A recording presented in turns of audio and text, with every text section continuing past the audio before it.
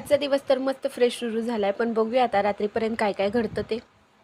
सकाळी उठल्या उठल्या सगळ्यात आधी मी तर नाही ते जेवण बनवायला घेतलं, कारण दोघांचंच जेवण मला बनवायचं होतं. आणि बाहेर बघितलं तर ना सूर्यदेव आज फुल फॉर्ममध्ये होते.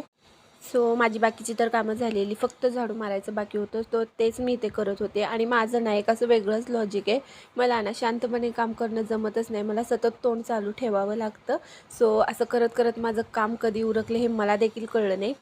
त्यानंतर दुपारी मस्त अशी एक झोप घेतली, कारण आराम करणं हे सुद्धा आपल्या रुटीनचाच एक भाग आहे ना.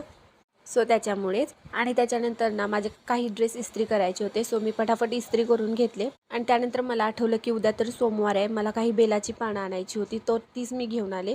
उद्याची तयार करून ठेवलेली आधीच बरं असतं. त्यानंतर मी रात्री मस्त अशी ते रेडी झालेली. आता प्रश्न असा येतो की हा मॅडम इतका आवरून कुठे चालल्यात, सांगते पुढे. पण त्याआधी मला तुम्हाला हे सांगायचं आहे की आमचे आईबाबा गेलेले आहेत पुण्याला. सो काल जे सामान पॅक करून ठेवलेलं ना ते त्यांचंच होतं.